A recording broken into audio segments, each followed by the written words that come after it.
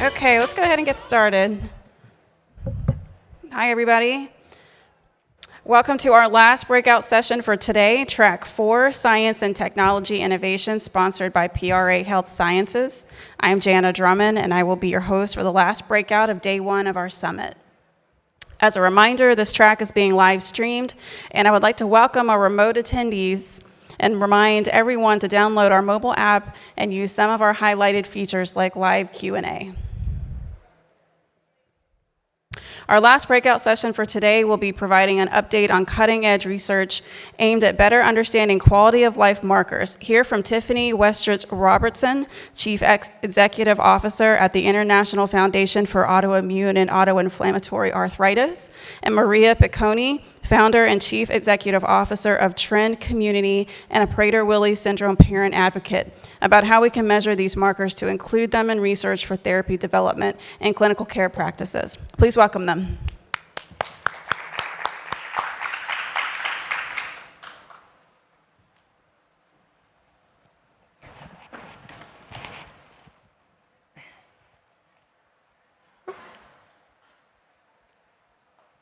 Hello, everyone, and welcome to this final presentation in here of the day. My name is Tiffany Robertson, and I'm here with International Foundation for Autoinflammatory Arthritis.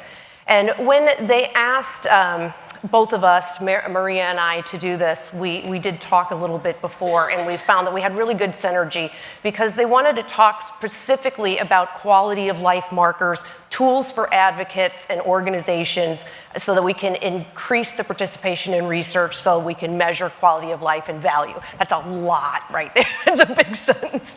So what I'm going to do is I'm going to focus on the patient advocate and organization side and what those two stakeholders should focus on while they are trying to build up their capacity to measure value and quality of life. And then I'll turn it over to Maria, who will talk more about the technology that they do. So I don't have a robust type of presentation on the PowerPoint because I felt like I am so passionate about this. I live it, I breathe it, I eat it, everything that has to do with infusing the patient voice into impacting education, advocacy, and research is everything that I have dedicated my life to. So I figured it's better and more impactful for you and better takeaway if I speak a lot from the heart and instead of just relying solely on the bullet points. As far as our work, or my work in this space, I've been a patient advocate myself for about the last decade. I'm not a rare patient. However, I am diagnosed with a chronic illness, non-radiographic axial spondylitis. And I do believe that I have some things in common, however, with rare patients. For example, I was a mystery patient. I had a delay in diagnosis. I've been re-diagnosed. So there are some similarities in there. One of the things that also, as far as my quality of life, before I got diagnosed, I experienced such severe fatigue that I was sleeping 16 hours a day. I had fevers for 4.5 weeks straight that wouldn't break. I wasn't able to work any longer. These were very significant quality of life issues. So as people who were diagnosed with these diseases, I decided once I became aware of what I have, or in the category of what I have, I'm going to take my business skills and my former educator experiences and create a nonprofit that focuses solely on trying to help other patients have a voice. Our organization specifically does have rare diseases in them, such as Still's disease, Behçet's disease, and sarcoidosis are some of them that we focus on. So we do also, in the research that we do, it is also focused on those diseases as well. When we think of quality of life specifically, we think of the way that our lives are personally impacted. And that is really important to think about when we're talking about quality of life in research, because historically, patients haven't necessarily been at the table. The people who are creating the domains or figuring out what they believe is important are done by non-patients or have been. So if you think about that typical life of someone who does not have a chronic illness or a rare disease, They may wake up in the morning, grab some coffee, walk the dog, feed the cat, get the kids ready for school, take a shower, go to work, go out for lunch maybe with their friends at work, come home, make some dinner, do some laundry, dishes, go to bed. And a rare patient would think, I would love it if I could just do the laundry and do the dishes in the same day, let alone all of those things. So the quality of life that we have to measure when we're talking about research, it needs to really be very important to the people that we're working for, which are the patient. There's two really levels of quality of life that I've noticed when we're talking to patients. So when I say talk to patients, I'm talking about focus group, discussion groups, kind of taking those discussions to the next level. Quality of life in a general vicinity, meaning, okay, I relate, I understand that quality of life I would want to be able to focus on some psychological issues, some emotional issues, some physical issues. Those are very general, and they can relate to an entire disease population. However, as we start to get into, especially into the world of personalized medicine, we really need to focus on the individual breakout groups. So, for example, one of the things that we've realized in doing our discussions with patients is while they may have an overarching agreement on quality of life, when you delve further into it, you start to notice some extra breakout groups or subgroups, we like to call them. It could be based on the duration of the disease, delay in diagnosis, comorbidities. All of those things really need to be discussed and registered. And so in doing that, what I wanted to focus on is how do we make this happen? How do we get the patient advocates and patients? So I'm not only referring to patient advocates, even though that's in the name today, all patients, because everyone needs to have a voice, not just the patients who can travel, not just the patients who have geographic priority or that have been at the table before.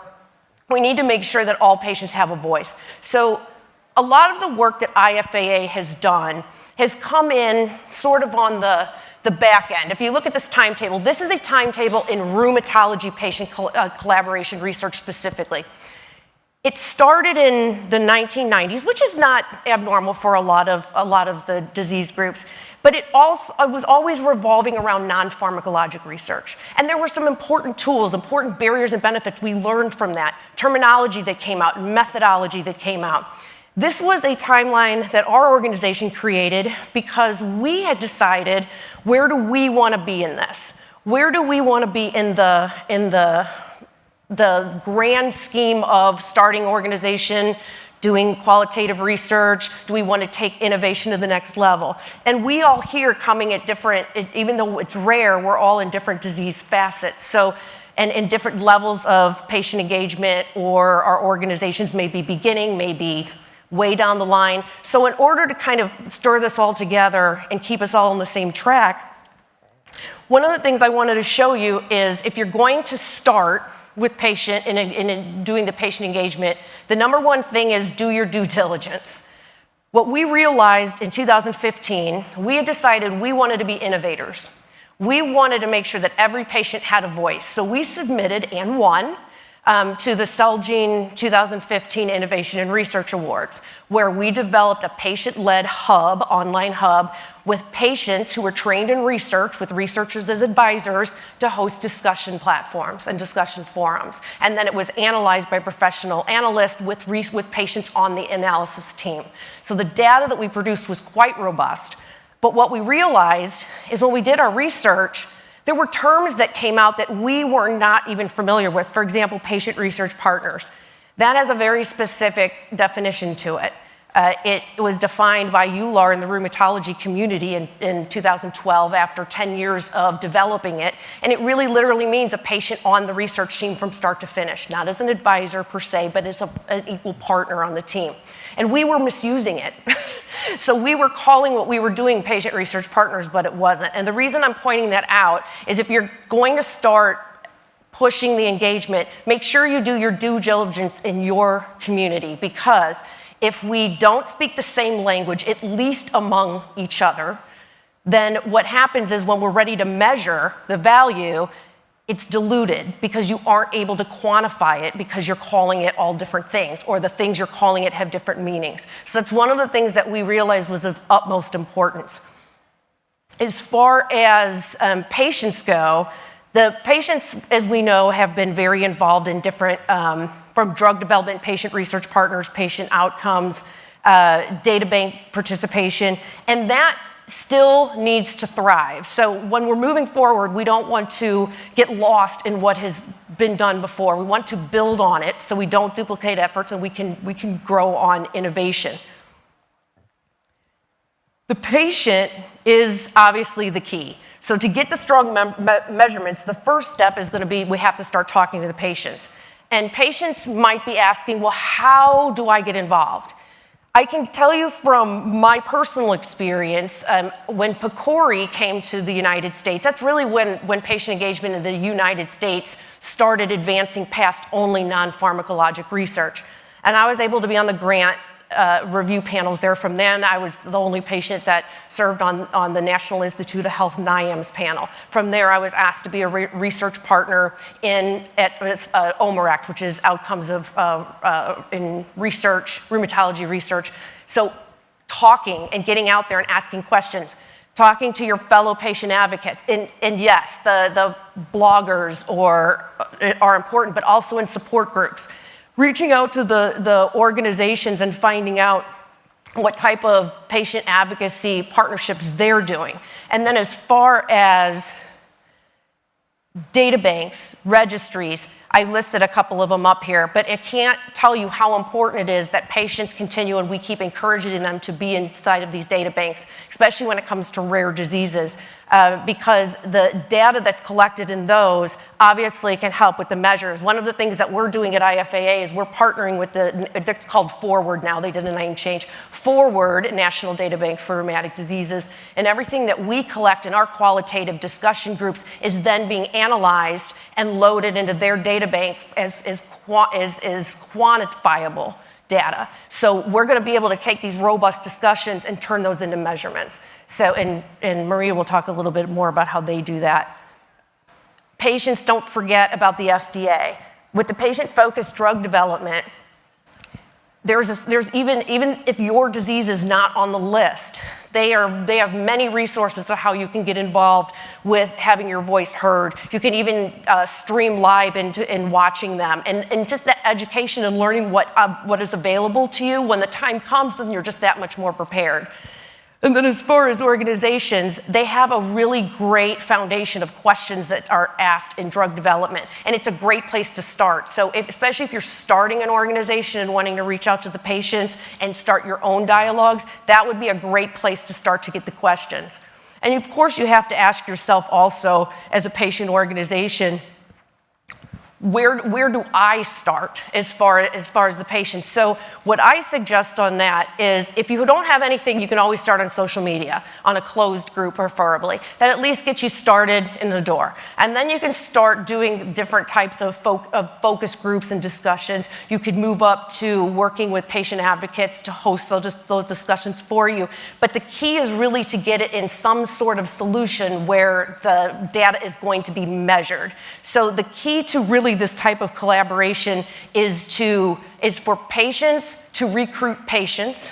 So in the support groups that patients you're talking to other people with, start bringing up the topics about utilizing your voice to impact research. And then reach out to your local organizations or your national or your international organizations and ask them what they're doing. In contrast, if you're an organization and you have not started this process yet, don't worry, but what you would want to do is while you're figuring out the best method for your own organization would be to at least put something on your website about the fact that it's going to happen, you're going to be recruiting for it, get a list of patients, and then start to engage with them that way. And then at least you're starting to build the data bank as you're moving forward.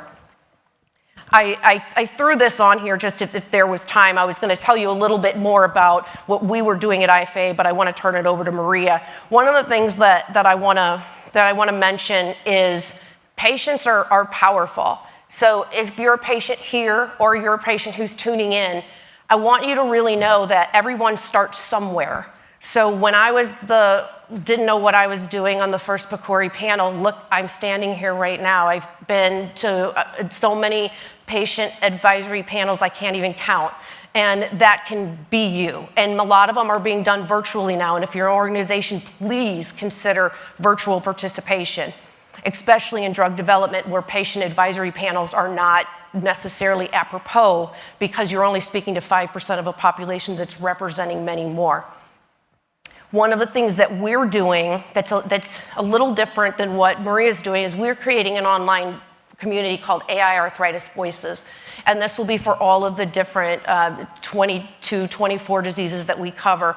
And in the public site, this could be beneficial for any of you organizations or researchers or hospitals or any other stakeholder industry who is interested in collaborating. We're taking that to the next level, and there will be a lot of advice and information on how the different stakeholders can work with patients. And then we'll also have a separate place where people can become partners of that site. So if you're doing great research and collaboration, we want to hear from you if it's in the AI arthritis disease space, because we want to be able to feature what you're doing and connect the patients to you. So it'll be sort of a connecting factor. And inside of that, there will be patient-led discussions that'll start, we kind of call it on level 2. As patients ourselves, we've been in these discussion groups, we're in the support groups, we've sort of already identified the main topics.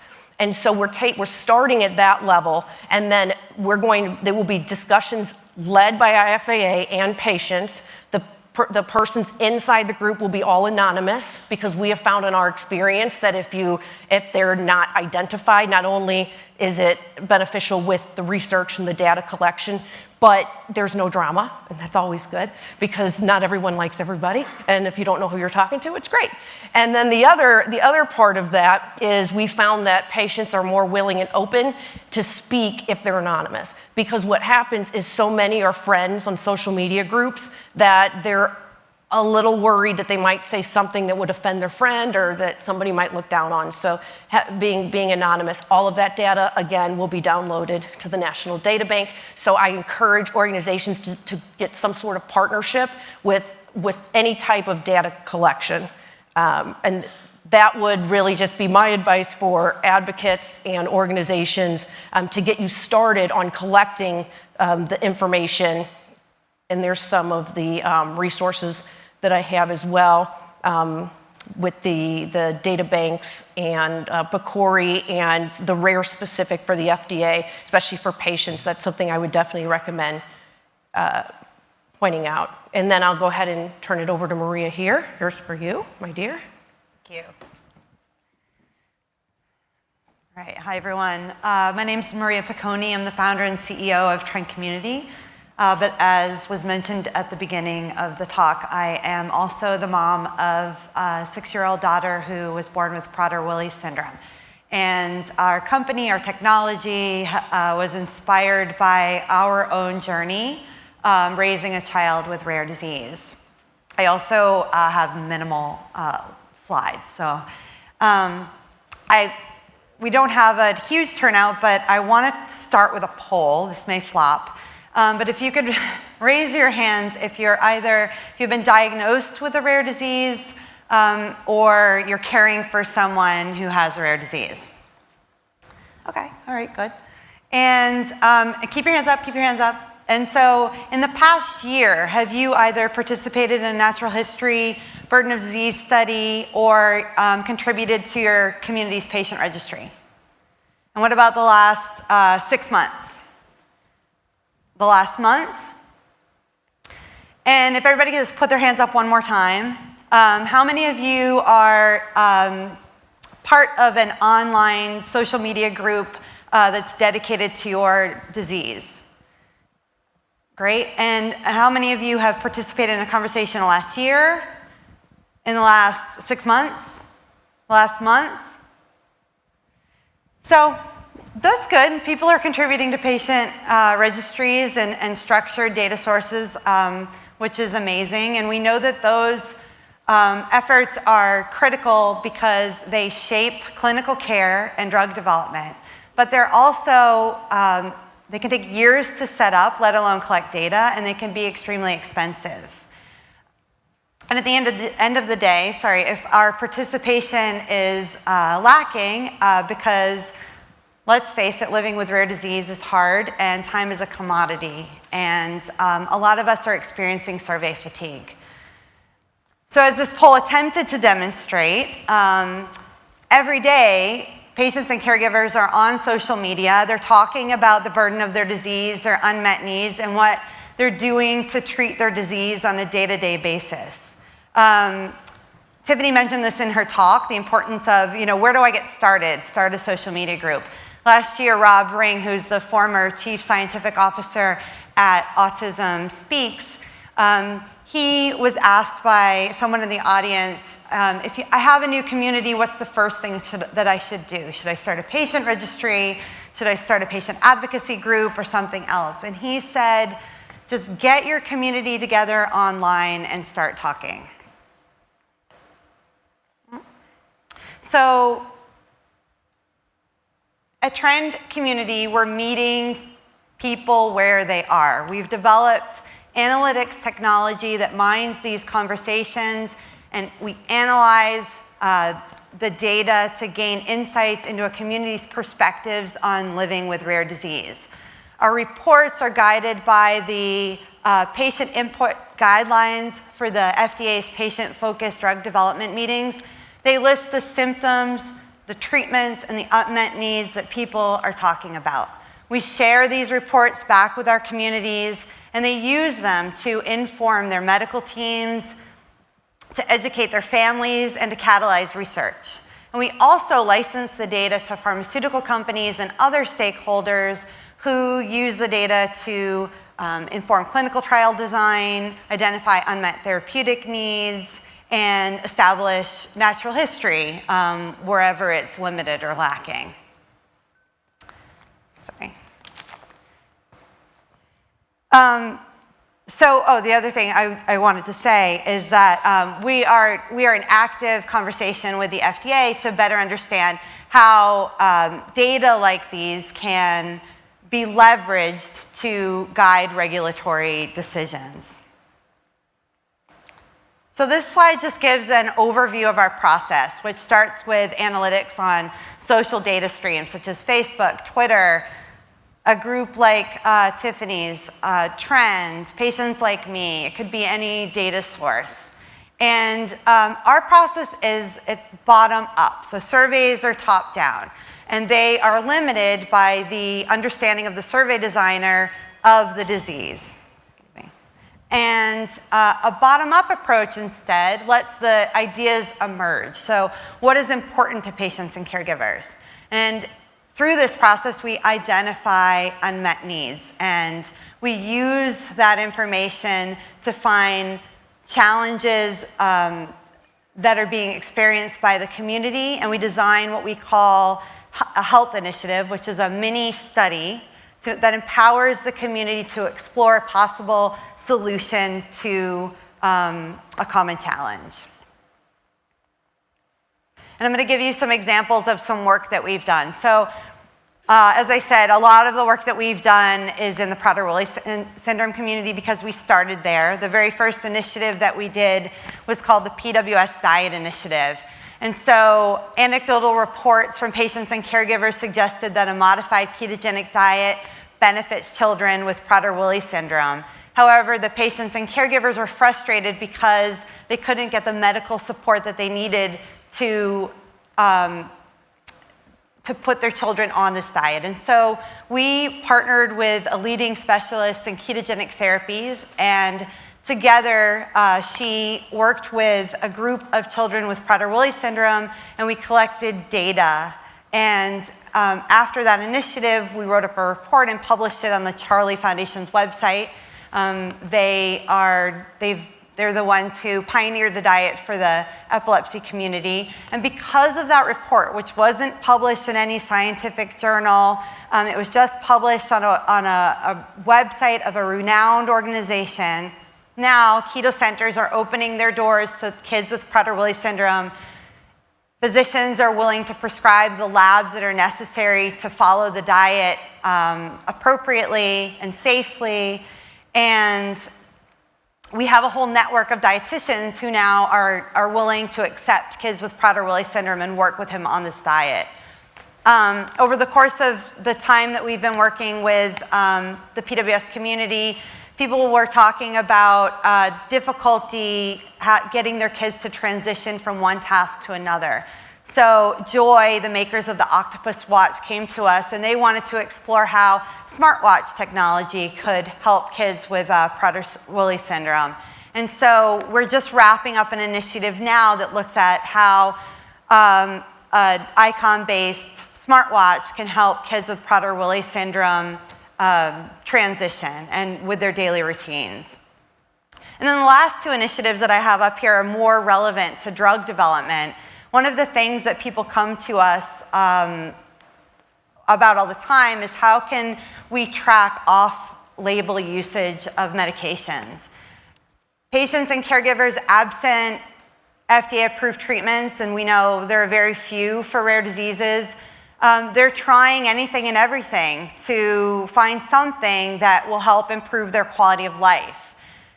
And many times they think it's working, but they don't know for sure if there's a benefit, if it's improving quality of life. And they're not sure about how to dose the drug for their rare disease community. And so what we can do on Trend is we can help them both track their usage of a medication, but also to track any sort of outcome that is interesting to them and that they think they're looking to improve, or where they might see a change over time. And the Pitolisant initiative Pitolisant is a drug that was approved in Europe to treat narcolepsy with or without cataplexy. And actually, two parents of a child with Prader-Willi syndrome, her immunologist identified the drug as one they thought would help their child. So they came to us and they asked, how can we get this drug and how can we track my child's use of the drug to see if it works? And so through the FDA's personal importation program, we were able to have the drug shipped from Europe to, I think we have 11 families now in the US who are taking the medication. And the caregivers are tracking their children's real-world experiences on the medication on our platform. And since that happened, and since we started, a pharmaceutical company here in the US, Harmony Biosciences, they are now licensing the drug and bringing it to market in the US. And we are collaborating with the patient community and feeding information to the pharmaceutical company so that once the drug does come to market in the US, potentially the data that we are collecting can help get a label expansion for Prader-Willi syndrome. Or one of the things that we're realizing now is that maybe all kids with PWS actually could get a diagnosis of narcolepsy. So we're looking at ways that we can use the kinds of data that we're collecting to explore this idea and to inspire researchers to do a prospective study to understand whether or not kids with Prader-Willi syndrome may actually have a diagnosis of narcolepsy. And so I'm actually going to wrap it up here so we can field some questions. Thank you.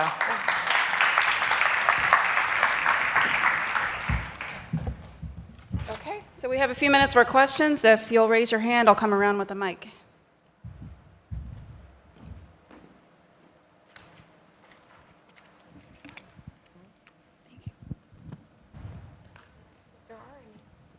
Oh, there's one.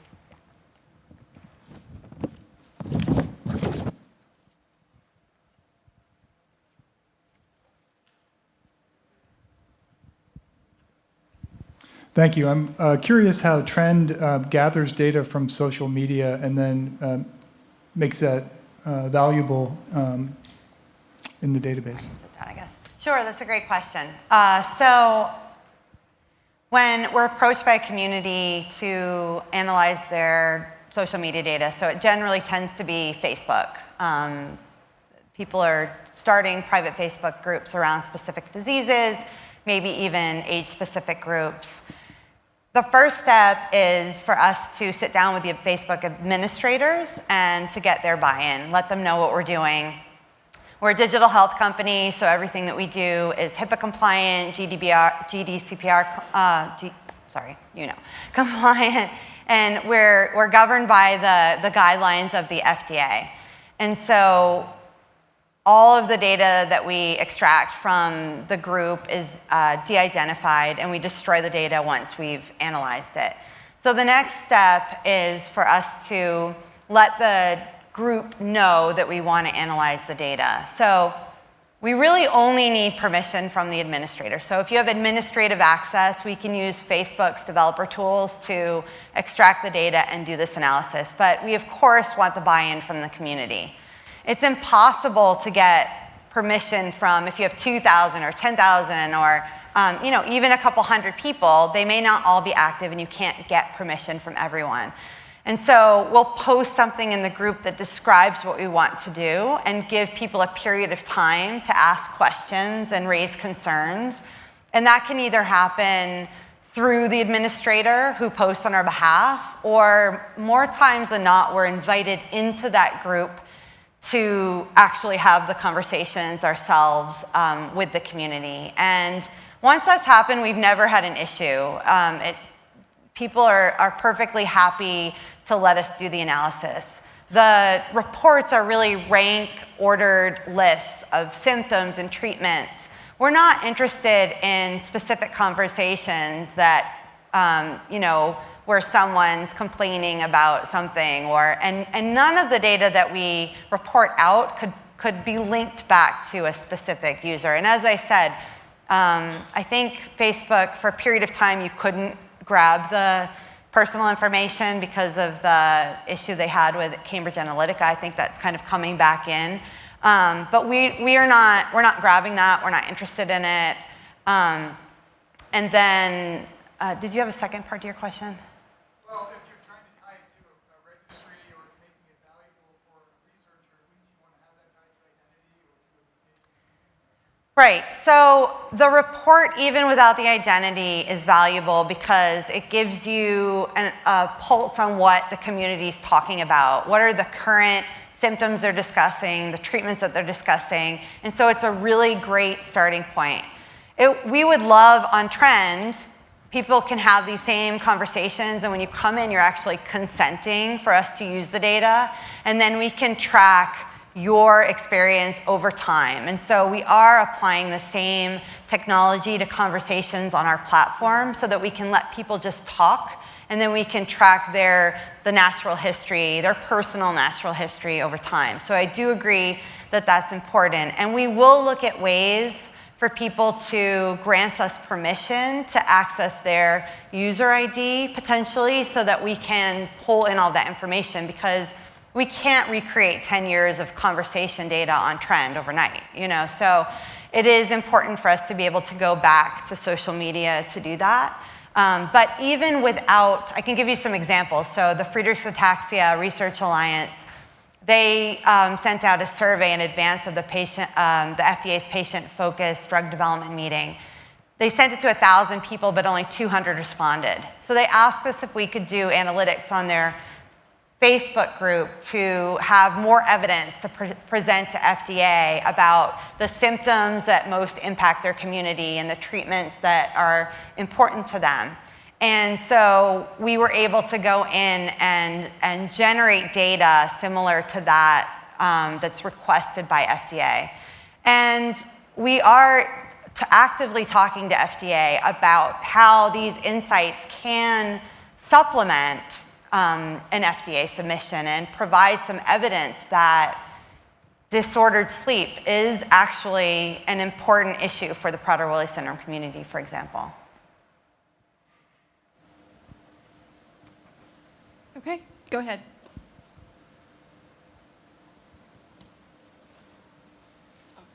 No. Oh, I thought you had a question, sorry. Anybody else? Another one.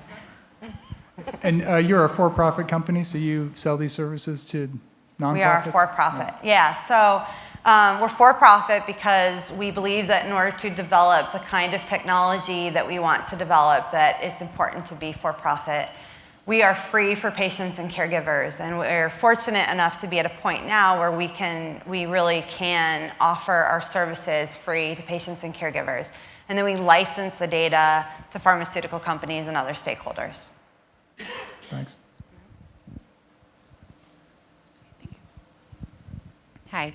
I was wondering if you could speak a little bit more about how you're, I guess, from the caregiver perspective and actually measuring quality of life. How are you measuring that? Is that for me or? Yeah, Either. Go ahead. Go ahead. Do you want to?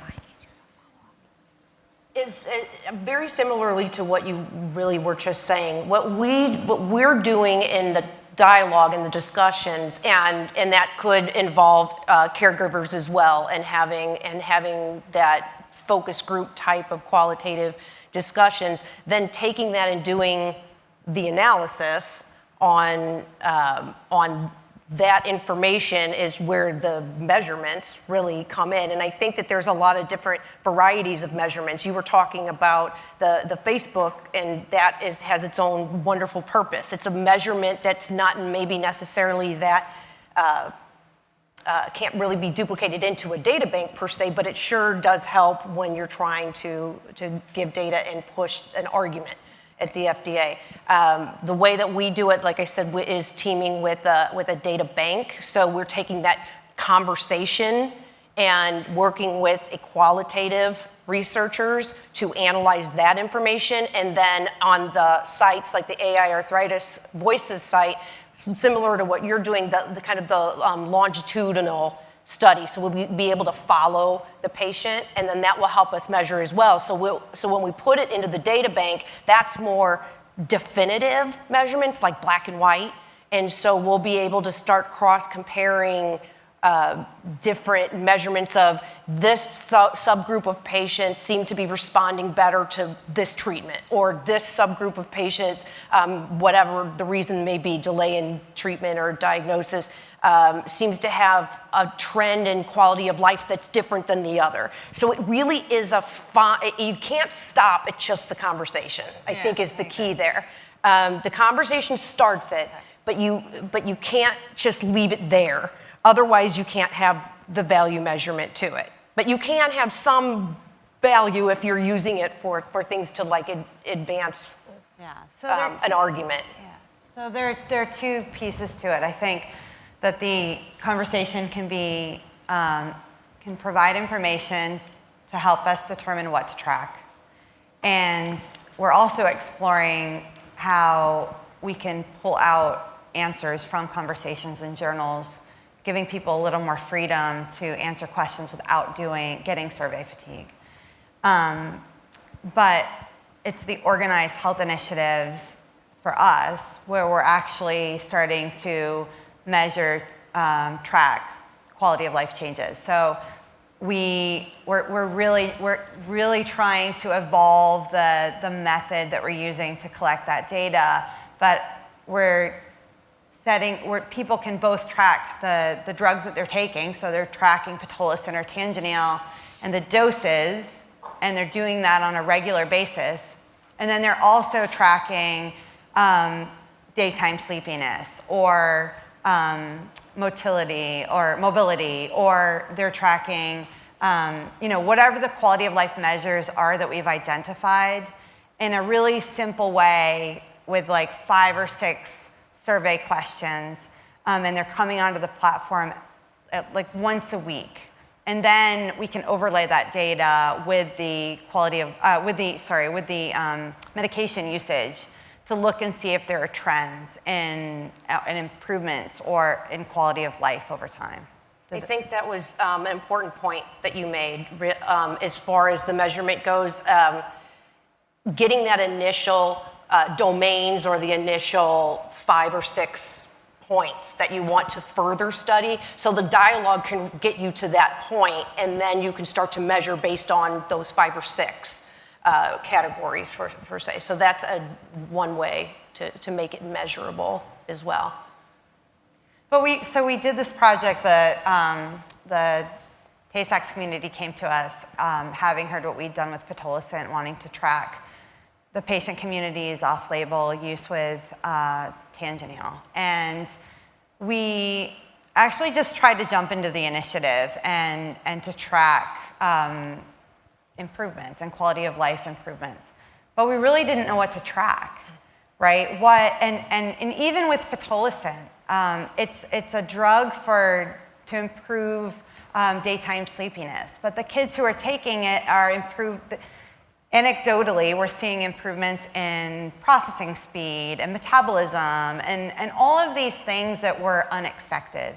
And so with the Tay-Sachs group, it was almost impossible for us to really know how to even get started without doing the analytics on the social data. And once we did that, then we could better understand, why are people taking this medication off label? What are they expecting to see as an improvement? And then giving them enough freedom to track whatever it is that is important to them over time, so we're not presuming to know how this drug will benefit them.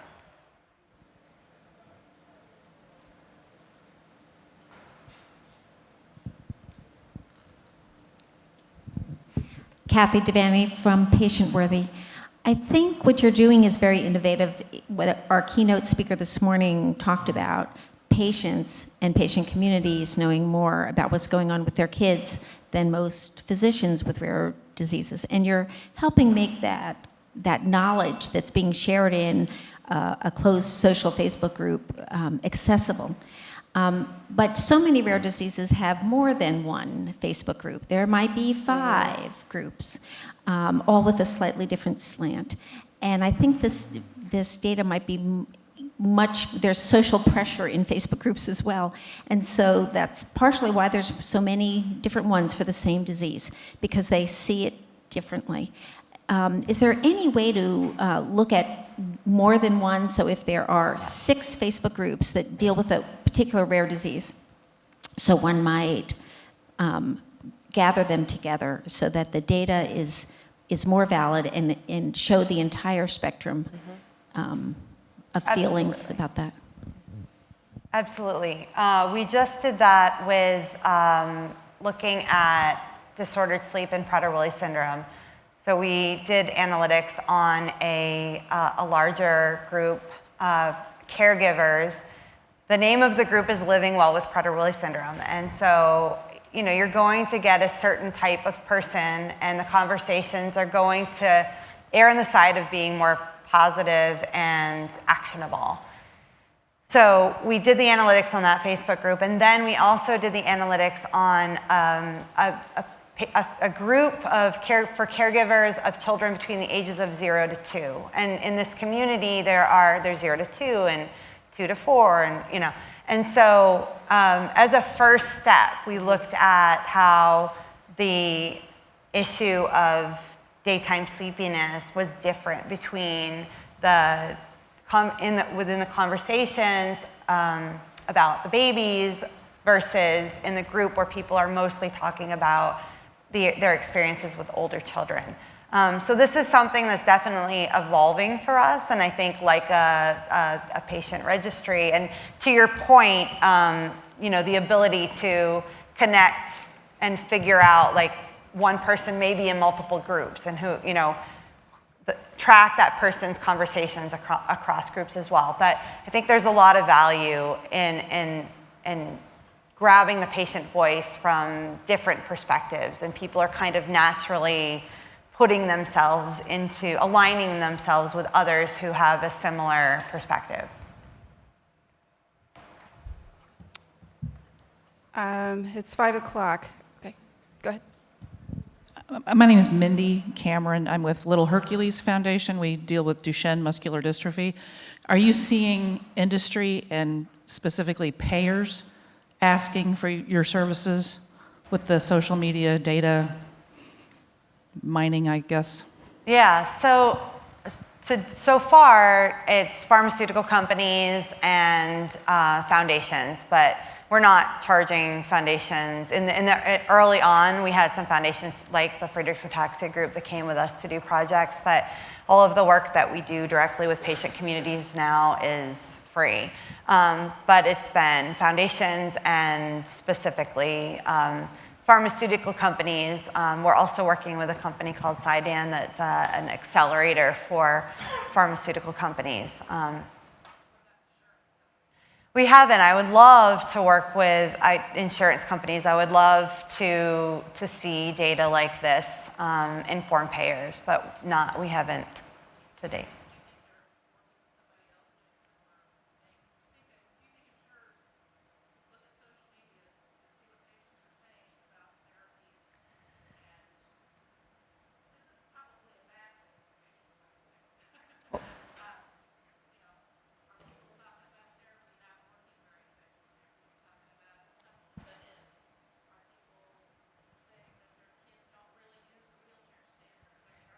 Yeah, I don't think so. I don't think insurance companies really care about that, but I can tell you that as far as I call it research advocacy. What we do, some of our research, we literally are using to impact step therapy. So I had authored a paper working with bioethicists a couple years ago called The Ethics of Step Therapy.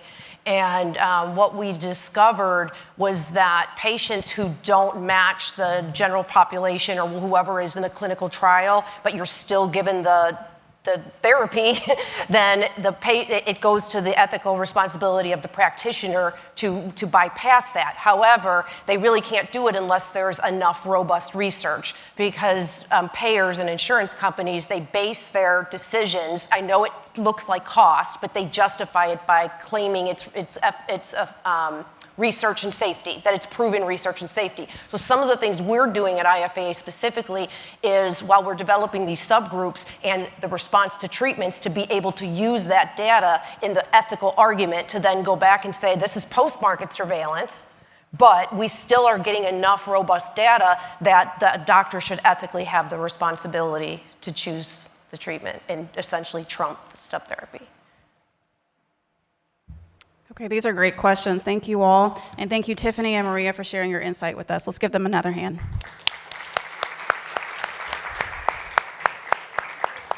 This concludes our first day of breakout sessions, and at this time, we ask you to get on the mobile app and take our brief survey to provide feedback. And we would now like to invite you to take a quick break and return back here to the main ballroom to learn more about the Thrive Collaborative Initiative and our closing presentation, Lives Changed, Stories with Impact. The presentation will be followed by our night reception sponsored by Shire. Thanks again for joining us today.